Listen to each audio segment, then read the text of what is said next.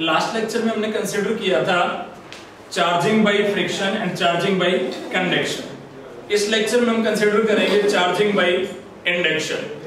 तो what is charging by induction? उससे पहले हम ये कंसिडर करेंगे कि व्हाट इज इंडक्शन, कि what is the process of induction. तो इंडक्शन को समझने के लिए सबसे पहले आप ये कंसिडर कीजिए कि मान लो हमारे पास एक पॉजिटिव चार्ज है, ये एक पॉजिटिव चार्ज है और ये हमारे पास एक एक्सटेंडेड ऑब्जेक्ट है जो कि इस पॉजिटिव चार्ज के नेबरहुड में रखा हुआ है। अब ये जो भी मटेरियल है, जो भी ऑब्जेक्ट है, इसमें कुछ ना कुछ अमाउंट ऑफ फ्री इलेक्ट्रॉन्स जरूर होंगे। अब जो पॉजिटिव चार्ज है उन फ्री इलेक्ट्रॉन्स को अट्रैक्ट करेगा, तो फ्री इलेक्ट्रॉन्स इस एंड पे पाइल अप हो जाएंगे, that is accumulation of free electrons. तो इस एंड पे हमारे पास कैसा चार्ज अपीयर होगा? नेगेटिव चार्ज अपीयर होगा। और दूसरे एंड पे इफेक्टिवली हमारे पास deficiency of electrons, and deficiency of electrons means appearance of positive charge. तो यहां पे हमारे पास पॉजिटिव चार्ज अपीयर होगा। तो अब ये इलेक्ट्रॉन्स का जो रीअरेंजमेंट हुआ है इसी को हम क्या बोलते हैं? Induction. So induction is the process of rearrangement of electrons when a charged object is brought near by an uncharged object. इस rearrangement of electrons की जो process है उसी को हम बोलते हैं induction। तो हम ये कह सकते हैं कि इस सरफेस पे चार्ज इंड्यूस हो गया है, किसकी वजह से? इस पॉजिटिव चार्ज की वजह से। अगर यहाँ पे नेगेटिव चार्ज होता तो फ्री इलेक्ट्रॉन्स रिपेल होके इस एंड पे एक्यूमुलेट होते और इधर पॉजिटिव चार्ज अपीयर होता।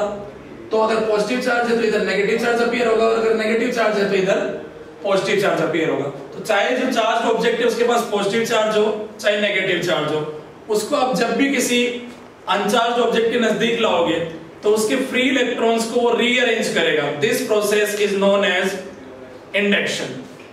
अब ऑब्वियस सी बात है कि जो नेगेटिव चार्ज है इस केस में ये पॉजिटिव चार्ज के नजदीक है तो इन पे फोर्स ऑफ अट्रैक्शन होगा, और जो पॉजिटिव चार्ज है उन पे फोर्स ऑफ रिपल्सन होगा। बट जो डिस्टेंस है वो पॉजिटिव और नेगेटिव के बीच में स्मॉल है, पॉजिटिव और पॉजिटिव के बीच में डिस्टेंस ज्यादा है, तो अट्रैक्टिव फोर्स ज्यादा होगा और रिपल्सिव फोर्स कम होगा। तो नेट फोर्स यहाँ पे कैसा हो जाएगा? Net force is force of attraction, because attractive force is greater than repulsive force. यहां से हम एक्सप्लेन कर सकते हैं कि अगर आप एक कोम लो और उसको बार बार अपने ड्राई एयर के थ्रू मूव कराओ तो कोम कुछ चार्ज एक्वायर कर लेगा। कोम ने जो चार्ज एक्वायर किया वो किस प्रोसेस की वजह से? Charging by rubbing. लेकिन उस कोम के नजदीक, अगर उस कोम के नजदीक आप कुछ स्मॉल पीसेस ऑफ पेपर लेके आते हो, मान लो एक पीस ऑफ पेपर है और कोम के ऊपर आया मान लो नेगेटिव चार्ज, तो ये जो पीस ऑफ पेपर है इसमें जो फ्री इलेक्ट्रॉन्स है उनको रिपेल करेगा, वो इस एंड पे एक्यूमुलेट होंगे, इस एंड पे डेफिशिएंसी ऑफ इलेक्ट्रॉन यानी कि पॉजिटिव चार्ज अपीयर होगा।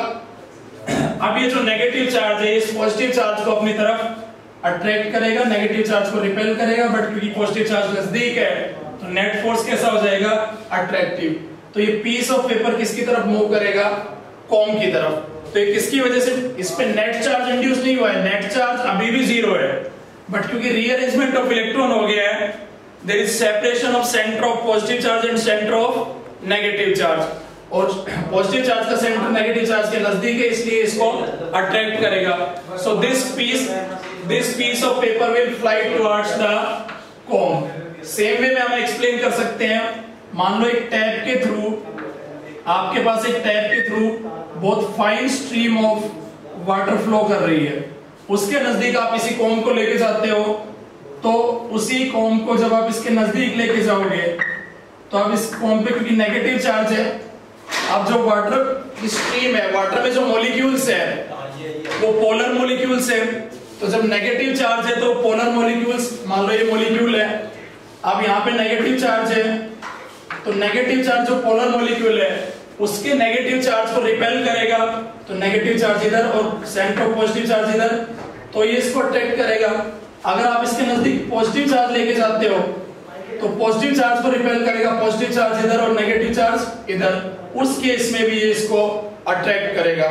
तो हमारे पास अगर एक stream, fine stream of water है और उसके नजदीक चाहे आप पॉजिटिव चार्ज लेके जाओ चाहे नेगेटिव चार्ज लेके जाओ, ये इसको इस स्ट्रीम को क्या करेगा, डिफ्लेक्ट करेगा, and stream will be deflected towards the negative और positive charge due to the process of induction.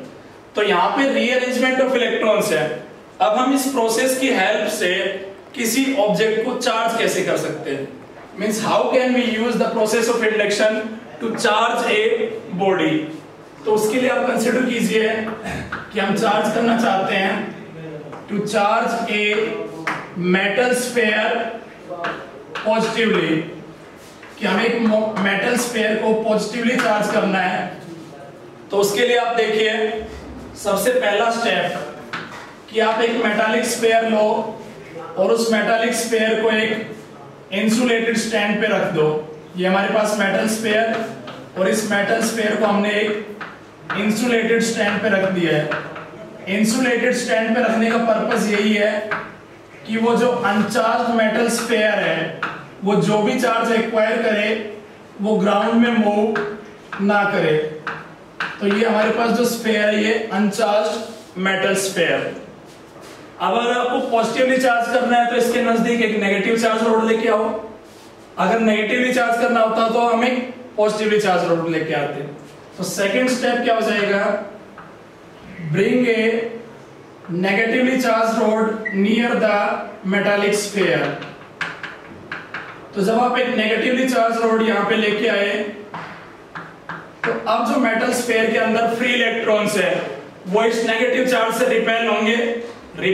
तो वो इस एंड पे पाइल अप हो जाएंगे, एक्यूमुलेशन ऑफ इलेक्ट्रॉन। इस एंड पे नेगेटिव चार्ज अपीयर होगा और इस एंड पे डेफिशिएंसी ऑफ इलेक्ट्रॉन। तो deficiency of electrons means appearance of positive charge. ये सेकंड स्टेप हो गया। इस एंड पे क्या हुआ, इलेक्ट्रॉन्स पाइल अप और एक्यूमुलेशन ऑफ इलेक्ट्रॉन, इधर deficiency of electron. Next step में हम क्या करेंगे, नेक्स्ट स्टेप में अब जिस एंड पे यहाँ पे इलेक्ट्रॉन एक्यूमुलेट हुए हैं उस एंड की अर्थिंग कर देंगे। रोड अभी भी अपनी जगह पे ही रहेगी, road will remain in its place, इधर पॉजिटिव चार्ज इधर नेगेटिव चार्ज। अब इसकी अर्थिंग कर देंगे। अर्थिंग करने का मतलब क्या है, to connect something with earth और ग्राउंडिंग। तो उसको हम ब्रीफली अभी देख लेते हैं। तो व्हाट इज अर्थिंग और ग्राउंडिंग। तो अर्थिंग और grounding, it means to connect something with earth और ग्राउंड। अगर किसी भी ऑब्जेक्ट को हम अर्थ या ग्राउंड से कनेक्ट कर दें by the help of some conductor, that is known as earthing. अब यहाँ पे आपको जो पॉइंट ध्यान रखना है, जो कंसेप्ट यहाँ पे इंपॉर्टेंट है वो ये है कि अर्थ को हम कंसीडर कर सकते हैं एज ए सोर्स और सिंक ऑफ इनफाइनाइट चार्ज। उसका मतलब क्या है, अर्थ को चाहे आप कितना भी पॉजिटिव चार्ज दो, कितना भी नेगेटिव चार्ज दो, अर्थ वो सारा चार्ज एक्सेप्ट कर लेगी। इसकी डिटेल्स में हम बाद में पढ़ेंगे जब हम कैपेसिटर कंसीडर करेंगे। अभी के लिए आप इस पॉइंट को ध्यान रखेंगे। तो earth can be considered as a source और सिंक ऑफ इनफाइनाइट चार्ज। और सिंबल क्या है अर्थिंग या ग्राउंडिंग का, सिंबल ऑफ अर्थिंग और ग्राउंडिंग हम दो सिंबल यूज करते हैं, आइदर दिस वन, ये हमारा कनेक्टिंग वायर, फिर अर्थ की उसके हमने अर्थिंग कर दी है, या फिर हम ये सिंबल यूज करते हैं, ए triangle with A connecting wire. आपके सिलेबस के पॉइंट ऑफ व्यू से हम पहला सिंबल प्रीफर करेंगे। दूसरा सिंबल आप बहुत सारी इलेक्ट्रॉनिक डिवाइसेस पे देख भी सकते हो। अगर किसी डिवाइस पे सिंबल बना हुआ है, इट मींस उसमें इंटरनल अर्थिंग है, वहां पे अर्थिंग की रिक्वायरमेंट नहीं है। तो ये हमारे पास सिंबल ऑफ अर्थिंग हो गया। अब अर्थ क्योंकि can be considered as a source और सिंक ऑफ इनफाइनाइट चार्ज, तो ये जितने भी फ्री इलेक्ट्रॉन्स है ये कहां चले जाएंगे इस कनेक्टिंग वायर के थ्रू, टुवर्ड्स द अर्थ और ग्राउंड। तो ये जो फ्री इलेक्ट्रॉन्स है ये फ्री इलेक्ट्रॉन्स अर्थ की तरफ या ग्राउंड की तरफ मूव कर जाएंगे। जो नेक्स्ट स्टेप होगा हमारा, नेक्स्ट स्टेप में हम क्या करेंगे, नेक्स्ट स्टेप में हम अर्थिंग को रिमूव कर देंगे। अर्थिंग विल बी रिमूव्ड लेकिन जो रोड है वो अभी भी अपने प्लेस पे रहेगी, road will remain in its place. जो अर्थिंग है उसको रिमूव कर दी तो ये नेगेटिव चार्ज, क्योंकि ये जो फ्री इलेक्ट्रॉन्स थे वो सारे कहां चले गए, ग्राउंड में, अर्थ में। पॉजिटिव चार्ज अभी भी यहाँ पे इंटैक्ट रहेगा। नेक्स्ट स्टेप में हम रोड को भी रिमूव कर देंगे, we will remove the rod. तो जैसे ही रोड को रिमूव किया, अब ये जो मेटल स्फीयर है इसको हम कंसीडर कर रहे हैं कि हमारे पास आइसोलेटेड सिस्टम है और कोई सिस्टम हमारे पास है नहीं। तो क्योंकि मेटल स्फीयर है, सिमेट्रिकल है, तो यहाँ पे चार्ज का जो डिस्ट्रीब्यूशन होगा वो कैसा होगा, symmetrical distribution of charge. Charge will be distributed uniformly through out the surface of sphere, metal sphere. तो जो हमारा फाइनल स्टेप हो गया कि जो चार्ज है ये मेटल स्फीयर के सरफेस पे यूनिफॉर्मली डिस्ट्रीब्यूट हो जाएगा। तो in this process we have done the charging of a metal sphere positively. हमने मेटल स्फीयर को पॉजिटिवली चार्ज कर दिया with the help of a negatively charge rod. पहला स्टेप हमारे पास अनचार्ज मेटल स्फीयर है इंसुलेटेड स्टैंड पे। Second step में हम नेगेटिवली चार्ज रोड लेके आए, फ्री इलेक्ट्रॉन्स रिपेल होके सैंड पे एक्यूमुलेट हो गए, यहाँ पे deficiency of electron. Next step में हमने उसकी अर्थिंग या ग्राउंडिंग कर दी, तो जो फ्री इलेक्ट्रॉन्स है वो मूव कर गए through the connecting wire to the ground. Fourth step में हमने ग्राउंडिंग को रिमूव कर दिया, रोड अभी भी अपने प्लेस पे है। फिफ्थ स्टेप में रोड को भी रिमूव कर दिया। अब जो ये चार्ज है पॉजिटिव चार्ज, क्योंकि केवल हमारे पास मेटल स्फीयर है तो ये यूनिफॉर्मली डिस्ट्रीब्यूट हो जाएगा throughout the surface of sphere. तो in this way we have charged a metal sphere positively. अब हम कंसीडर करेंगे to charge a metal sphere negatively. अब हमें एक मेटल स्फीयर को नेगेटिवली चार्ज करना है। तो देखिए क्या क्या चीजें चेंज होगी इस प्रोसेस में। इस प्रोसेस में जो चेंज हो रहा है, अब हमें नेगेटिवली चार्ज रोड की जगह कैसी रोड लेके आनी है, पॉजिटिवली चार्ज रोड। तो पहला जो चेंज है कि हर केस में हमारे पास रोड कैसी होगी, पॉजिटिवली चार्ज रोड हर डायग्राम में। दूसरा, जहां पे नेगेटिव चार्ज था वहां पे पॉजिटिव चार्ज, और जहां पे पॉजिटिव चार्ज था वहां पे नेगेटिव चार्ज। तो पहला स्टेप तो वही हो गया कि consider a अनचार्ज metal sphere on an insulated stand. Next step, bring a positively charged rod near the metal sphere. अब positively charged rod लेके आए तो metal sphere में जो free electrons है वो attract होंगे towards the positively charged rod. तो अब electrons इधर accumulate हो जाएंगे. The accumulation of electron will take place on this side. On the other side, there is deficiency of free electrons. तो deficiency of electrons means appearance of positive charge. तो इधर हमारे पास positive charge appear हो जाएगा। अब यहाँ पे फिर हम अर्थिंग करेंगे। अब इस केस में हम ये नहीं कहेंगे कि positive charge will move towards the ground. positive charge ground की तरफ move नहीं करेगा, क्योंकि positive charge is what? deficiency of electrons. तो अब क्या होगा, अब electrons move करेंगे from the ground to this part of metal sphere and these electrons will neutralize this charge. तो इधर कोई चार्ज नहीं रहेगा। उसके बाद नेक्स्ट स्टेप में हम ग्राउंडिंग को भी रिमूव कर देंगे, रोड अभी भी अपने प्लेस पे रहेगी। फिर हम रोड को भी रिमूव कर देंगे, और जब रोड को रिमूव कर दिया तो ये जो नेगेटिव चार्ज है, ये जो मेटल स्फीयर है, इसके सरफेस पे थ्रू आउट यूनिफॉर्मली डिस्ट्रीब्यूट हो जाएगा। तो in this way we have charged a metal sphere negatively. तो by the process of induction हम एक metal sphere को positively charge कर सकते हैं और एक metal sphere को negatively भी charge कर सकते हैं। अब हम consider करेंगे कि हम दो metal sphere को एक साथ charge करना चाहते हैं without using the earthing or grounding। यानी कि next जो हम consider कर रहे हैं to charge two metal spheres simultaneously without using earthing, or without earthing। तो इसके लिए भी देखिए, सबसे पहला स्टेप, हमने दो मेटल स्फीयर लिए और दोनों को इंसुलेटेड स्टैंड पे रख दिया और आपस में कांटेक्ट में भी है दोनों metal sphere. We have two metal sphere which are in contact with each other, और वो किस पे, इंसुलेटेड स्टैंड पे। नेक्स्ट है, अब चाहे आप नेगेटिवली चार्ज रोड यूज करो चाहे पॉजिटिवली चार्ज रोड यूज करो, इट डज नॉट मैटर। तो मान लो हमने नेगेटिवली चार्ज रोड यूज की, हम इसके नजदीक एक नेगेटिवली चार्ज रोड लेके आए, तो दोनों मेटल स्फीयर आपस में कांटेक्ट में है, तो अब इनके अंदर जो फ्री इलेक्ट्रॉन्स है वो इस नेगेटिव चार्ज से क्या होंगे, रिपेल होंगे। तो ये फ्री इलेक्ट्रॉन्स रिपेल होंगे, तो फ्री इलेक्ट्रॉन्स कहां पे एक्यूमुलेट हो जाएंगे, फ्री इलेक्ट्रॉन्स यहां एक्यूमुलेट हो जाएंगे। आप इस पूरे को हम एक सिस्टम की तरह कंसीडर कर सकते हैं। तो इस एंड पे डेफिशिएंसी ऑफ इलेक्ट्रॉन्स, तो यहां पे कैसा चार्ज अपीयर होगा, पॉजिटिव चार्ज अपीयर होगा।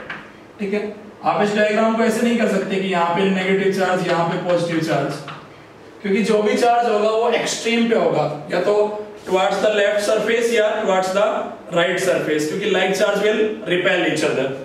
तो ये जो रिप्रेजेंटेशन है ये गलत हो जाएगी, तो आप इसको इस वे में रिप्रेजेंट नहीं करेंगे। पॉजिटिव चार्ज केवल इस एंड पे अपीयर होगा और नेगेटिव चार्ज केवल इस एंड पे अपीयर होगा। अब जो हमारा नेक्स्ट स्टेप है, नेक्स्ट स्टेप में हमने क्या किया, रोड अभी भी अपने प्लेस पे है और हमने, क्योंकि इंसुलेटेड स्टैंड पे है मेटल स्फीयर, हमने क्या किया, इस मेटल स्फीयर को, इंसुलेटेड स्टैंड को पकड़ा और इसको थोड़ा सा डिस्प्लेस कर दिया। तो जो नेक्स्ट स्टेप हमारे पास, रोड अभी भी अपने प्लेस पे, ये हमारे पास फर्स्ट स्फीयर जिसके इस एंड पे पॉजिटिव चार्ज अपीयर हो रहा है, डेफिशिएंसी ऑफ इलेक्ट्रॉन, और सेकंड को हमने डिस्प्लेस करके थोड़ा सा अलग रख दिया। तो अब इस पे नेगेटिव चार्ज, फिर हमने क्या किया, हमने नेगेटिवली चार्ज रोड को भी रिमूव कर दिया। तो जब नेगेटिवली चार्ज रोड को भी रिमूव कर दिया, तो इस पेयर पे पॉजिटिव चार्ज और इस पेयर पे नेगेटिव चार्ज। फिर हमने इन दोनों स्फीयर्स को काफी लार्ज डिस्टेंस पे रख दिया ताकि इनके बीच में कोई इंटरेक्शन ना हो, और हम ये मान सकते हैं कि दोनों अलग अलग सिस्टम है। तो फर्स्ट पेयर पे पॉजिटिव चार्ज यूनिफॉर्मली डिस्ट्रीब्यूट हो जाएगा, on first pair the positive charge will be distributed uniformly, और जो सेकंड स्फीयर है दोनों को इंटरेक्शन नहीं है काफी लार्ज डिस्टेंस पे, सेकंड स्फीयर पे नेगेटिव चार्ज यूनिफॉर्मली डिस्ट्रीब्यूट हो जाएगा। तो इस केस में हमने दो मेटल स्फीयर्स को एक साथ चार्ज कर दिया विदाउट यूजिंग अर्थिंग। एक पे पॉजिटिव चार्ज आया और एक पे नेगेटिव चार्ज आया। तो आप ये ध्यान रखेंगे कि दोनों पे जो चार्ज का मैग्नीट्यूड है वो सेम है, साइन अपोजिट है। अगर इस पे चार्ज प्लस क्यू है तो इस पे माइनस क्यू है। दूसरी चीज, अगर आप यहाँ पे नेगेटिवली चार्ज रोड की बजाय पॉजिटिव चार्ज रोड यूज करते तो क्या होता, ये सारे चार्ज नेगेटिव हो जाते, ये पॉजिटिव, यहाँ पे सिमिलरली नेगेटिव पॉजिटिव, इस पहले स्फीयर पे इस केस में नेगेटिव चार्ज आ जाता, इस पे पॉजिटिव चार्ज आ जाता। सेम वे में यहाँ पे जब चार्ज यूनिफॉर्मली डिस्ट्रीब्यूटेड होता तो फर्स्ट स्फीयर पे नेगेटिव और सेकंड पे होता positive. In both cases, charge acquired by the two metal sphere is equal in magnitude and opposite in sign. अब कई बार क्वेश्चन अराइज होता है कि कितना चार्ज इंड्यूस होगा, मतलब डिपेंड कि हम कितना चार्ज उसके नजदीक लेके आए हैं उसके अकॉर्डिंग कितना चार्ज इंड्यूस होगा। तो उसके लिए कई डिफरेंट बुक्स में या कई जगह ऑथर्स ने मेंशन किया हुआ है कि जैसे आप क्वेश्चन अराइज ये होता है कि आपके पास ये चार्ज Q है और आप इसको एक ऑब्जेक्ट के नजदीक लेके आए, इधर चार्ज इंड्यूस हुआ नेगेटिव और इधर पॉजिटिव चार्ज, तो मान लो इसका मैग्नीट्यूड है Q इंड्यूस्ड। तो रिलेशन पूछा जाता है कि what is the relation between Q induced and Q। सिर्फ हम मैग्नीट्यूड की बात कर रहे हैं, ऑब्वियस सी बात है, यहाँ पे नेगेटिव चार्ज इंड्यूस हुआ, यहाँ पे पॉजिटिव। तो कई बुक्स में फॉर्मूला मेंशन होता है कि Q induced is equal to Q1 minus 1 by K, where K capital K is known as dielectric constant of the medium और मटेरियल, वो हम आगे कंसीडर करेंगे। लेकिन ये फॉर्मूला कंप्लीटली करेक्ट नहीं है। ये फॉर्मूला वैलिड है, एप्लीकेबल है, लेकिन स्पेशल केसेस में, और वो स्पेशल केसेस हम कंसीडर करेंगे जब हम पढ़ेंगे कैपेसिटर। तो अभी के लिए आप ध्यान रखेंगे कि ये फॉर्मूला कंप्लीटली वैलिड नहीं है, क्योंकि आप एक कॉमन सेंस यूज कर सकते हो कि अगर यहाँ पे चार्ज Q इंड्यूस्ड हो रहा है और ये चार्ज Q है, अगर इन दोनों के बीच की सेपरेशन मान लो 2 सेंटीमीटर है, या फिर मान लो इन दोनों के बीच की सेपरेशन 2 मीटर है, या इनके बीच की सेपरेशन 2 किलोमीटर है, या 2 मिलियन किलोमीटर है, तो हम ऑब्वियसली कह सकते हैं कि हर केस में सेम चार्ज इंड्यूस नहीं होगा। That will depend on the intensity of electric field. तो बहुत सारे फैक्टर्स पे डिपेंड करेगा। ये फॉर्मूला जहां पे वैलिड होगा वो हम आपको बता देंगे कैपेसिटर में। अभी के लिए आप ये फॉर्मूला मेमोराइज नहीं करोगे, क्योंकि ये स्पेशल केस में वैलिड है, और वो केस आएगा जब हम पढ़ेंगे कैपेसिटर्स। तो अभी हम तीनों प्रोसेस ऑफ चार्जिंग पढ़ चुके हैं। चार्जिंग बाय रबिंग पहली, सेकेंड चार्जिंग बाय कंडक्शन और contact, and the third one charging by induction. तो वो चार्जिंग बाय रबिंग हो, चाहे चार्जिंग बाय कंडक्शन हो, चाहे चार्जिंग बाय इंडक्शन हो, in any process of charging there is a change in mass of the object, change in mass in process of charging. तो आप किसी भी मेथड से ऑब्जेक्ट को चार्ज करो, उसके मास में हमेशा चेंज होगा। उसका रीजन सिंपल सा है कि जब भी आप किसी ऑब्जेक्ट को चार्ज करोगे, या तो आप उसको पॉजिटिव चार्ज करोगे या उसको नेगेटिव चार्ज करोगे। नेगेटिव चार्ज करने का मतलब क्या है कि आपने उसको इलेक्ट्रॉन्स दिए हैं, एक्स्ट्रा इलेक्ट्रॉन्स, और पॉजिटिव चार्ज करने का मतलब क्या है कि वहां डेफिशिएंसी ऑफ इलेक्ट्रॉन है, वहां से आपने इलेक्ट्रॉन्स ले लिए। तो अगर किसी ऑब्जेक्ट या मटेरियल को आप इलेक्ट्रॉन प्रोवाइड करोगे, तो क्योंकि उसके ऊपर नेगेटिव चार्ज आया, आपने इलेक्ट्रॉन दिए हैं, और हर इलेक्ट्रॉन का अपना मास होता है, तो जितने भी इलेक्ट्रॉन्स उस पे गए हैं उतना एक्स्ट्रा मास उसका इंक्रीज हो गया है। सेम वे में जिस ऑब्जेक्ट पे पॉजिटिव चार्ज आया है, पॉजिटिव चार्ज आने का मतलब क्या है कि वहां से हमने इलेक्ट्रॉन एक्सट्रैक्ट कर लिए हैं, तो उसका मास उतना डिक्रीज हो गया है। और ये कोई जो चेंज इन मास है, ये बहुत ज्यादा सिग्निफिकेंट अमाउंट नहीं है, क्योंकि केवल a very small number of electrons are transferred and mass of electron is also negligible. तो change in mass delta m is n into mass of electron. Delta m represents change in mass, n is number of electrons transferred, कितने electron transferred हुए, और ये हम easily calculate कर सकते हैं। n is equal to q by e. q is the charge acquired by the body, e is the electronic charge, और me is mass of electron, and mass of electron is 9.1 into 10 raised to power minus 31 kg। तो यहाँ पे आप obviously देख सकते हैं कि there is a change in mass of the body during charging. अगर इफ Q इज नेगेटिव, अगर बॉडी ने नेगेटिव चार्ज एक्वायर किया है, इसका मतलब उसके पास इलेक्ट्रॉन आए हैं, ठीक है, तो मास ऑफ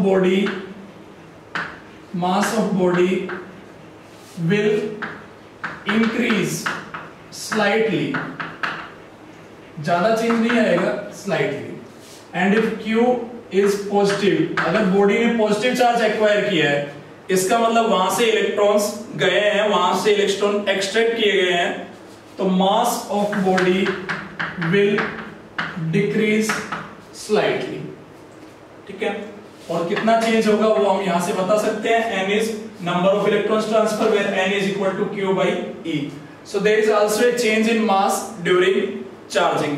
तो अभी तक हम पढ़ चुके हैं प्रॉपर्टीज ऑफ चार्ज, मींस सबसे पहले introduction of charge, then properties of charge, and methods of charging. 3 methods of charging पढ़े, और हमने ये भी देखा कि during charging there is a change in mass. Next lecture में हम कंसीडर करेंगे Coulomb's law. Thank you. Okay